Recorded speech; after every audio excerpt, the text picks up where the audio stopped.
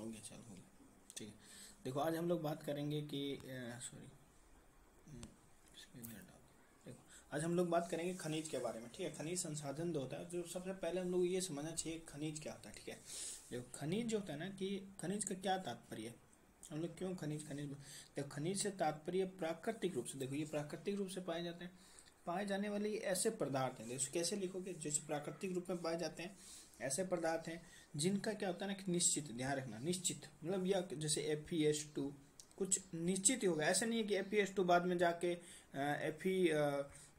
P2 बना लेगा या कुछ और हो जाएगा, निश्चित है इनका, ये निश्चित है भाई, ये तो ये इनमें ये जो है इसका रासायनिक सूत्र है, तो इनका निश्चित जो है एक निश्चित रासायनिक और धार्मिक भौतिक सॉरी भौतिक गुणधर्म, मतलब भौतिक मीन्स कि ये शायद जैसे सॉलिड होंगे, ठीक है, हल्के सेमी सॉलिड भी हो सकते हैं मान लो इस तरह से, ठीक है, तो ये इस तरह से होंगे, ध्यान रखना, ठीक है। तो ये इनका क्या है ना कि भौतिक दिखने, मतलब दिखने में काले हो सकते हैं, कोई सिल्वर कलर का हो सकता है, कोई गोल्डन कलर का हो सकता है, इस तरह से, तो ये भौतिक गुणधर्म होगा, इनका कोई निश्चित रासायनिक और भौतिक गुणधर्म होगा एवं रासायनिक संगठन होगा, है ना। जैसे कि Fe2 होगा ना, उसमें Fe2 मिलेगा, उसको पायराइट बोलते हैं ना, आयरन पायराइट, है ना, ये मूर्खों का सोना होता है Fe2। तो इसका पर्टिकुलर कोई ना कोई क्या होगा कि रासायनिक संगठन होगा, रासायनिक फॉर्मूला होगा, है ना, और इनको जैसे खनन के द्वारा, उत्खनन के द्वारा, प्रवेधन के द्वारा इनको निकाला जाता है जमीन से, ठीक है।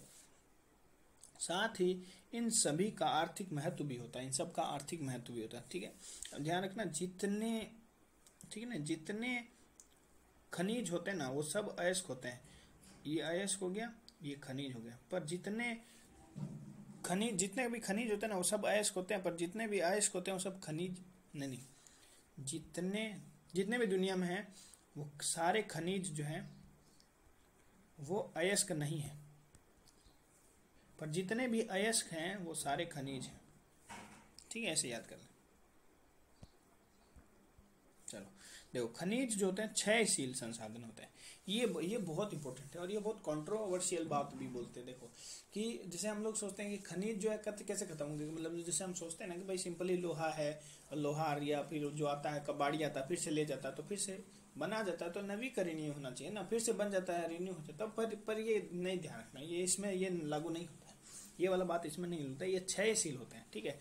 क्षयशील की जैसे मतलब लोहा जो है वो फिर तुम्हारा जैसे मान लो जंग लग जाएगा तो फिर वो क्षय होगा ना, हाँ, तांबा जो है क्षय होगा ना, इस तरह से बोलते हैं ना कि क्षय हो रहा है, खराब हो रहा है, तो ये खनिज जो है क्षयशील संसाधन है, इनका नवीकरण नहीं किया जा सकता ना, इनका नवीकरण नहीं किया जा सकता, ये बहुत इंपॉर्टेंट लाइन है। भारत के संदर्भ में खनिज की स्थिति संतोषप्रद है, ठीक है, मतलब ठीक ठाक है, भारत के काफ़ी, भारत में भी अच्छा खासा है, मतलब हमारे देश के पास 100 से अधिक प्रकार के खनिज मिलते हैं। तो भाई अब मान लो कि जो क्या बोलते हैं म्यूजियम, अगर आप म्यूजियम गए हैं, कोई अच्छा म्यूजियम, कोलकाता में एक म्यूजियम था, तो उसमें बहुत सारे जो खनिज दिए हुए थे, हमने बहुत देखा, खनिज जो है बहुत अलग अलग टाइप के होते हैं, बहुत ज़्यादा होते हैं, मतलब देखोगे तो तुम्हारा खुद का दिल करेगा कि इतना ये भी टाइप होता है, ठीक है। फिर भारत में अधिकांश खनिज क्षेत्र जो है प्रायद्वीपीय भारत में पाए जाते हैं, सही बात है ना, भारत में अधिकांश खनिज क्षेत्र जैसे कि झारखंड हो गया ना, सब प्रायद्वीपीय भारत, जैसे ये मान लो ये सब नीचे वाला भाग है, तो ये जो है जितने भी यहाँ पे प्रायद्वीपीय पार्ट में भी ज़्यादातर तुमको मिलेगा ना इस तरह से, तो प्रायद्वीपीय में जैसे झारखंड हो गया, छत्तीसगढ़ हो गया, है ना, और मध्य प्रदेश हो गया, फिर तुम्हारा इधर उड़ीसा हो गया, है ना, और कौन कौन सा देखो, कर्नाटका हो गया, गुजरात हो गया, तमिलनाडु हो गया, और कौन लिखा, बस ये लिखा है, तो कुल मिला मतलब यहाँ पे तुमको मिलेंगे, मतलब यहाँ पे तुमको अच्छे खासे जो है खनिज संसाधन मिलेंगे। अब कोई बोल रहे कि उत्तर भारत के विशाल जलोढ़ भूमि मैदान भूभाग आर्थिक दृष्टि से उपयोगी खनिज से विहीन है, ध्यान रखना, यहाँ पे युक्त कर देगा ना तो बहुत लोगों को लगेगा कि अरे यार वहाँ तो खनिज पाए जाते हैं, पर ये ध्यान रखना जो जलोढ़ भूमि है उनमें जो है उतने खनिज, मतलब खनिज नहीं है, ध्यान रखना, मिनरल्स नहीं है, खनिज से जो है ना कि विहीन है, थोड़ा कमी है, मतलब वहाँ पे आर्थिक रूप से, ठीक है। भारत में खनिज संसाधनों का वितरण असमान है, सही बात है, असमान है और अनिश्चित भी है। असमान मतलब सब जगह अलग अलग है, जैसे कि भाई कहीं की जगह तो है बहुत कम है और कहीं अनियमित है, रेगुलर भी नहीं है, कहीं ज़्यादा है कहीं कम है, इस तरह से। ऐसा इसलिए है क्योंकि खनिजों की उपस्थिति कुछ विशिष्ट भूवैज्ञानिक संरचनाओं से संबंध है, सही बात है, ठीक है भाई। इससे ऐसा इसीलिए क्योंकि इसकी थोड़ी सी भाई, क्योंकि जो भी मिनरल्सों को पाए जाने का कोई कारण हो सकता है ना, वो कारण है कि भू संरचनाएं इनकी जो, भाई सिंपल है, कोयला जो है मान लो कोई बोल देगा तो कोयला है तो वो तो गोंडवाना से कोयला जो है वो गोंडवाना क्रम के सेल में ही पाया जाएगा ना। तो अब कहीं और ढूंढने खोजोगे तो तुमको सोचेगा अरे यार इसमें मिल नहीं रहा है, इतनी सारी चट्टान, तो भाई गोंडवाना क्रम की जो चट्टानें होगी उसी में कोयला मिलेगा, कुड़प्पा या क्या नाम है कि जैसे, और फिर मान लो दूसरा कुड़प्पा हो गया, फिर तुम्हारा एक ये भी धारवाड़ होता है।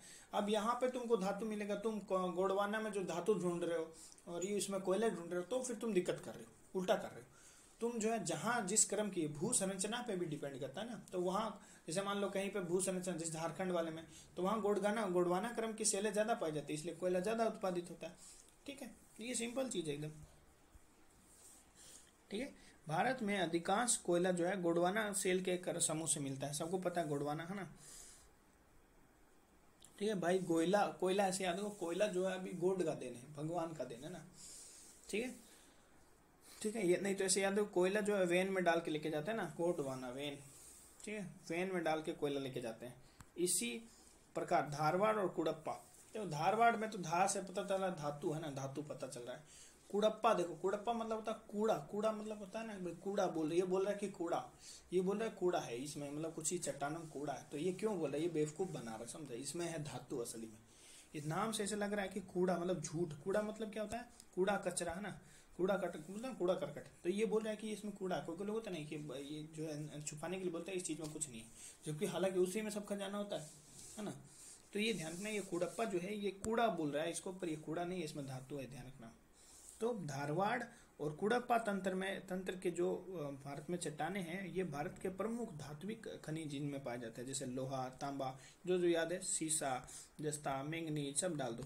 प्रमुख अधात्विक खनिज जैसे कि चूना पत्थर है ना, डोलोमाइट, जिप्सम, कैल्शियम सल्फेट, ये सब तुमको पता ही है कि अधातु है ना। जैसे कौन कौन होगा, चूना पत्थर है ना, चूना पत्थर हो गया, डोलोमाइट हो गया, जिप्सम हो गया। अब डोलोमाइट क्या होता है, ये MgCO3 कैल्शियम और कैल्शियम CO3 है ना, ये इसका कॉम्बिनेशन होता है डोलोमाइट। जिप्सम पता है कि कैल्शियम सल्फेट ऐसे करके होता है ना जिप्सम, और कैल्शियम सल्फेट जो है, कैल्शियम सल्फेट के आगे कुछ और जुड़ जाता है, ये तुम्हारे जिप्सम में प्लस में कुछ ऐड होता है, H2O जो है वो, इसीलिए उसको जिप्सम बोलते हैं। और ये कैल्शियम सल्फेट तो सिंपल हो गया से कैल्शियम सल्फेट। ठीक है, ये सब जो है इत्यादि कुड़प्पा एवं ऊपरी विंध्यन तंत्र में मिलते हैं।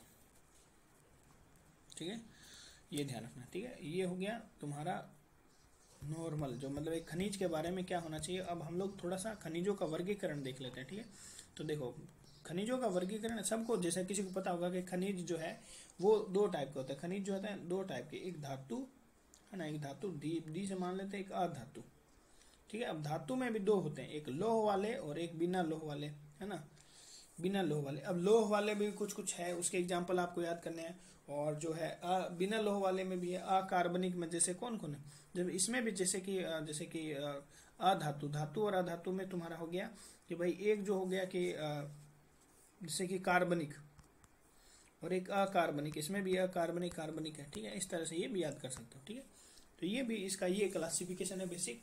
और धातु के बारे में तो जानते हो, धातु जो है उष्मा का संचालक होता है ना, ये सब, क्योंकि उसमें इलेक्ट्रॉन फ्री इलेक्ट्रॉन्स होते हैं, तो वो फ्री इलेक्ट्रॉन मूव करते हैं।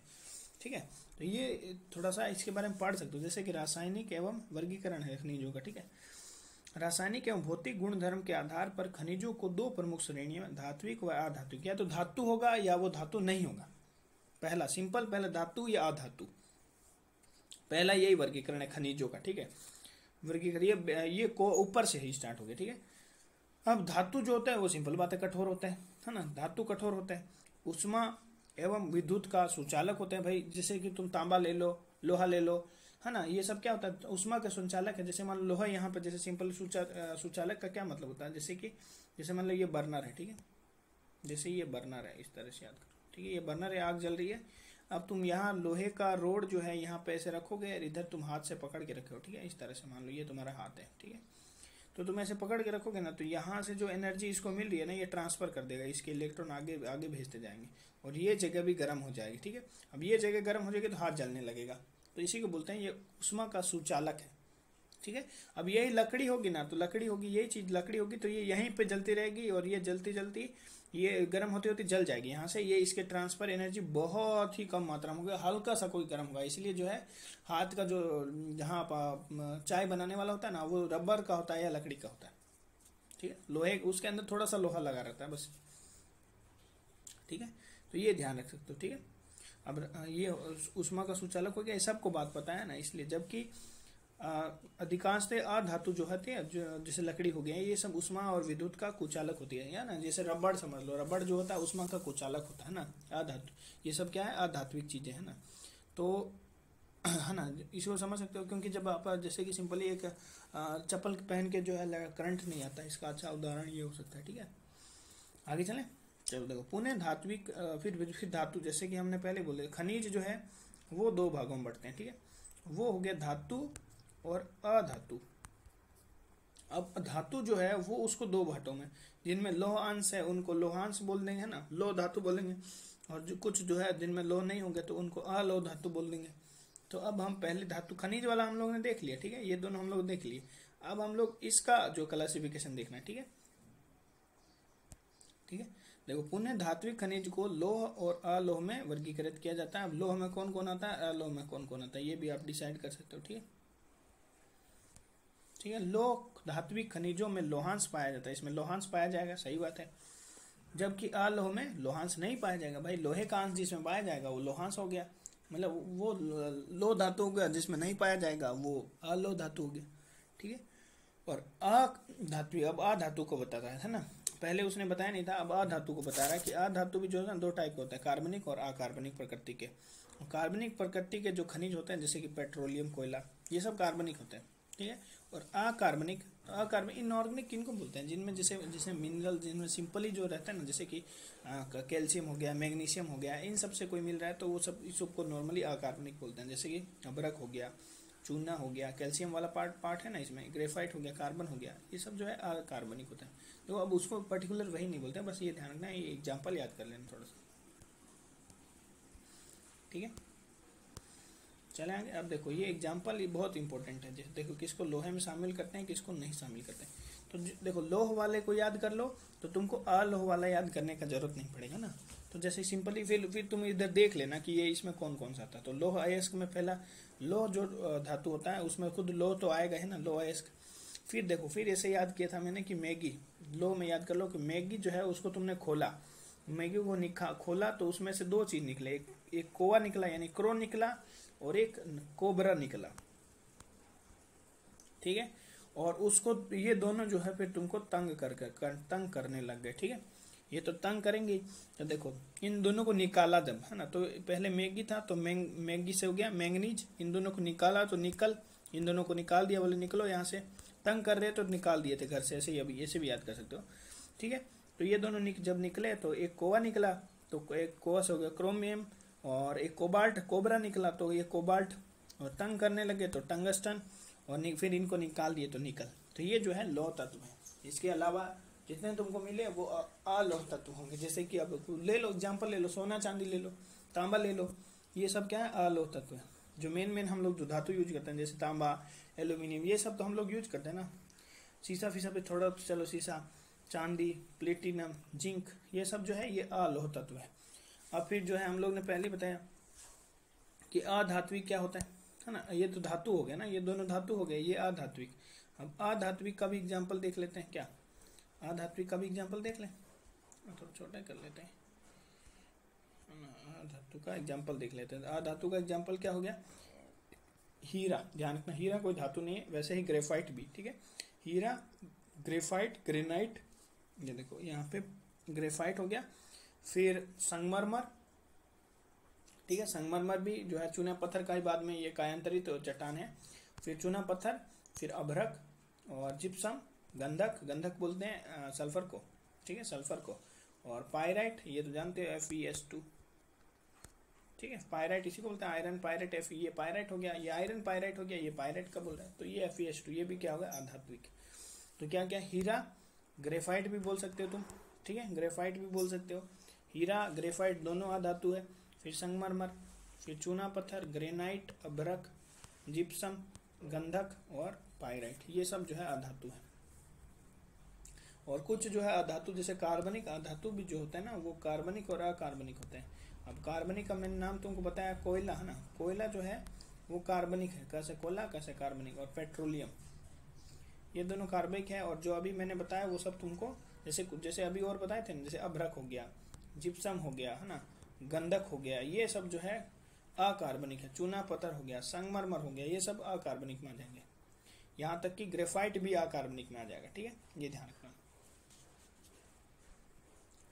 ये हो गया इनके बारे में, बस यही था, बस और क्या। ट्रिक जैसे कि मैंगनीज, जैसे मैंगनीज उसमें आता है, ये सब ट्रिक तो मैंने बता दिया ना, ट्रिक को छोड़ दो। क्या था ट्रिक, ये याद रखना, अलोह वाला ट्रिक एक बार हम बता देते हैं, ठीक है।